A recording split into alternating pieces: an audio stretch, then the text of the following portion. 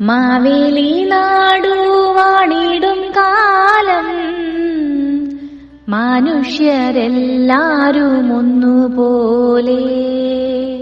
Welcome to Arohanams. ഓണമായി, ഓണക്കാലമായി. ആരോഹണംസിന്റെ ഫസ്റ്റ് ഓണാണിത്. അപ്പൊ എന്റെ എല്ലാ സബ്സ്ക്രൈബേഴ്സിനും വ്യൂവേഴ്സിനും കുറച്ച് മധുരം ഉണ്ടാക്കി നൽകാന്ന് കരുതി. നമ്മൾ ഈ കടന്നു പോകുന്ന ഒരവസ്ഥയൊക്കെ മാറി നമ്മളിലേക്ക് സന്തോഷവും സമാധാനവും ഐശ്വര്യമൊക്കെ നിറഞ്ഞ ദിനങ്ങൾ വരട്ടെ എന്ന് പ്രത്യാശിക്കുന്നു. എല്ലാവർക്കും ഈ ഒരു ഓണം പ്രത്യാശയുടെ ഒരു ഓണമാണ്. എല്ലാവർക്കും ഞങ്ങളുടെ ഹൃദയം നിറഞ്ഞ പൊന്നോണാശംസകൾ.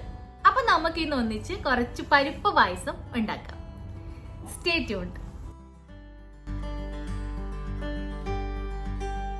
അപ്പം അതിനായിട്ട് ഞാനിവിടെ ഒരു 600 ഗ്രാമോളാണ് പായസപ്പരിപ്പ് എടുത്തു വെച്ചിരിക്കുന്നത്, ചെറുവറ്റിയും പരിപ്പ്.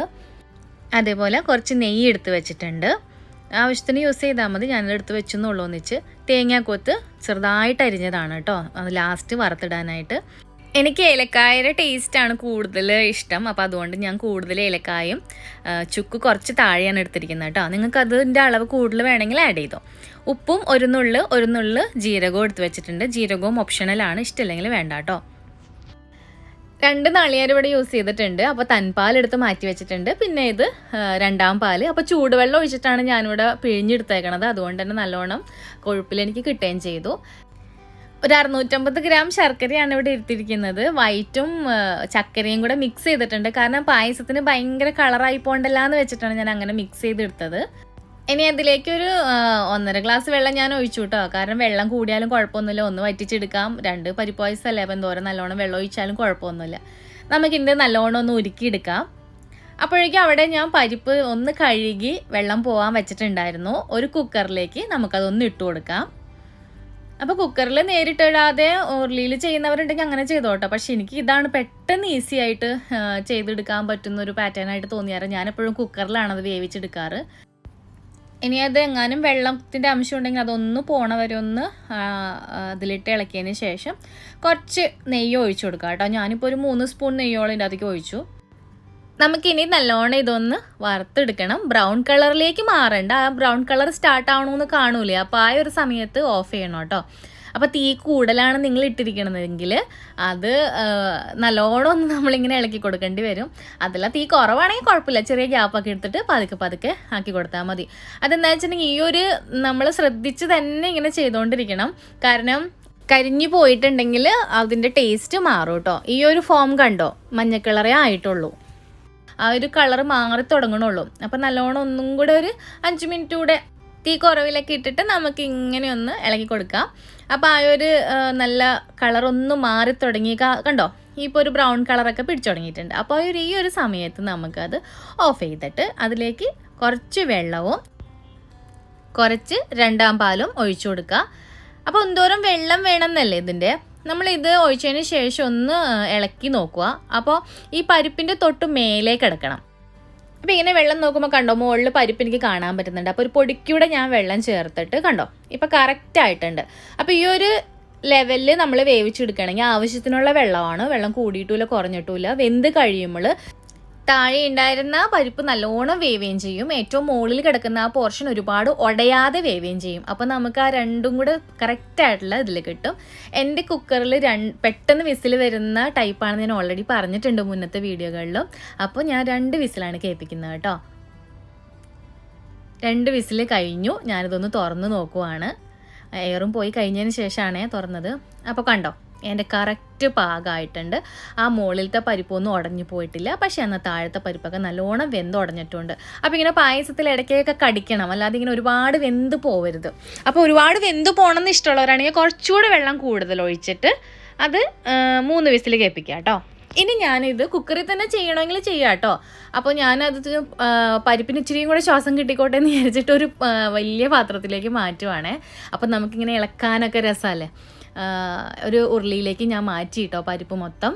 ഇനി അതിലേക്ക് നമുക്ക് നെയ്യ് കൂടെ ചേർത്ത് കൊടുക്കാം. 3 സ്പൂൺ കൂടെ ചേർക്കുവാണ് കേട്ടോ. അപ്പോൾ ടോട്ടലായിട്ട് ആദ്യം ചേർത്തതുകൊണ്ട് കൂട്ടിയിട്ട് 6 സ്പൂണായി.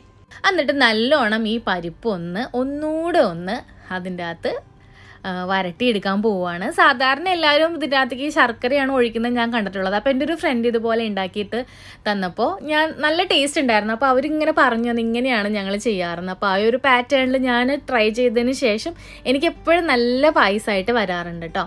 അപ്പോൾ ഇതിങ്ങനെ ഇത്തിരി പണിയുണ്ട്, കാരണം ഇത് പരിപ്പ് നല്ലോണം വെന്ത കാരണം അതിങ്ങനെ ഇളക്കി എടുക്കാനായിട്ടൊരു ഇച്ചിരി പണിയുണ്ട്. എന്നാലും കുഴപ്പമില്ല, നമുക്ക് ആ നെയ്യിൽ നല്ലോണം ഒന്ന് വരട്ടി എടുക്കാം. ആ പരിപ്പിൻ്റെ ടേസ്റ്റൊക്കെ ഉണ്ടല്ലോ, ആ ഒരു റോസ് സ്മെല്ല്, ആ ഒരു ടേസ്റ്റൊക്കെ നല്ലോണം പോയിട്ട് ഇപ്പോൾ ഒരു വെറൈറ്റി നല്ലൊരു ഫ്ലേവറായിട്ട് മാറും കേട്ടോ. കണ്ടോ, ഇതിപ്പോൾ നല്ലൊരു ഫോമായിട്ടുണ്ട് കേട്ടോ. നല്ലോണം വിടർന്ന് നല്ല നെയ്യിലൊക്കെ നല്ലോണം ചേർന്ന ഒരു ഫോമായിട്ടുണ്ട്.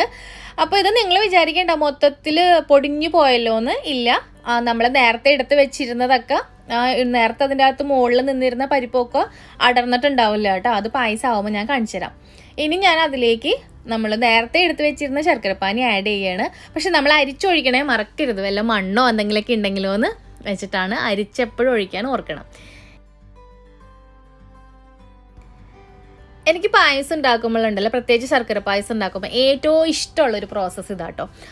നമ്മൾ ഉണ്ടാക്കുന്ന അരിയാവട്ടെ അല്ലെങ്കിൽ പരിപ്പാവട്ടെ, അതാ ശർക്കര പാനിയോട് ചേർന്ന് അലിഞ്ഞ് ചേർന്ന് നല്ല സൂപ്പർ ഫോമിലേക്കായിട്ട് വരുന്ന ആ ഒരു പ്രോസസ്സ്. ഇത് ഞാൻ അടിച്ചളയാന്ന് വിചാരിച്ചു ഷോർട്ട് വീഡിയോ ആക്കാൻ വേണ്ടിയിട്ട്. പക്ഷെ എനിക്കെന്തോ പായസം ഉണ്ടാക്കാൻ ഭയങ്കര ഇഷ്ടമുള്ള ആൾക്കാരൊക്കെ ആണെന്നുണ്ടെങ്കിൽ ഇത് ഈ ഒരു ഫോമായിരിക്കും ചിലപ്പോൾ, അല്ലെങ്കിൽ ഈ ഒരു പ്രോസസ്സായിരിക്കും ഏറ്റവും ഇഷ്ടപ്പെടുന്ന ഒരു പ്രോസസ്സ്.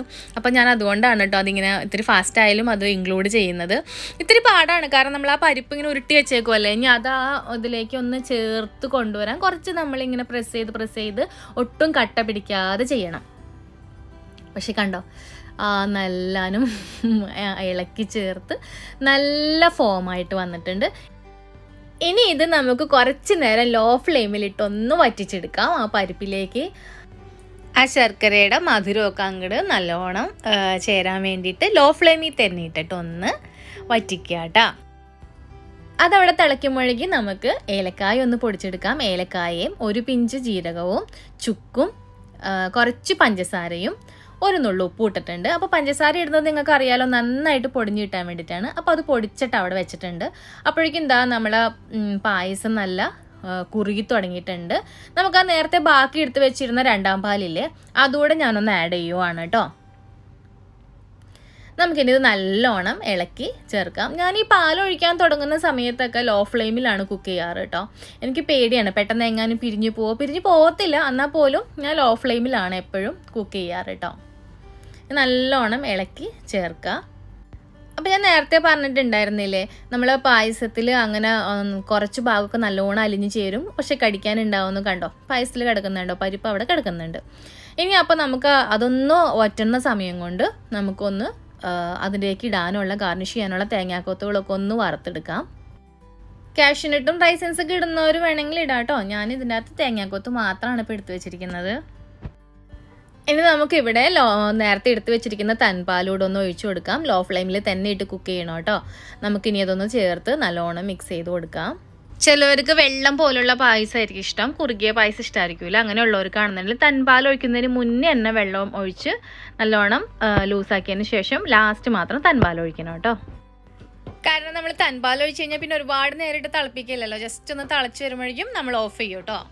അപ്പോൾ ചെറുതായിട്ട് തിളച്ച് വരുന്നുണ്ട്. നമുക്കപ്പോൾ നേരത്തെ എടുത്ത് പൊടിച്ചു വെച്ചിരുന്ന ചുക്കും ഏലക്കായയും എല്ലാം കൂടെ ചേർത്ത് പഞ്ചസാര ഒരു നുള്ളു ഉപ്പൂടെ പൊടിച്ചു വെച്ചതാണ്.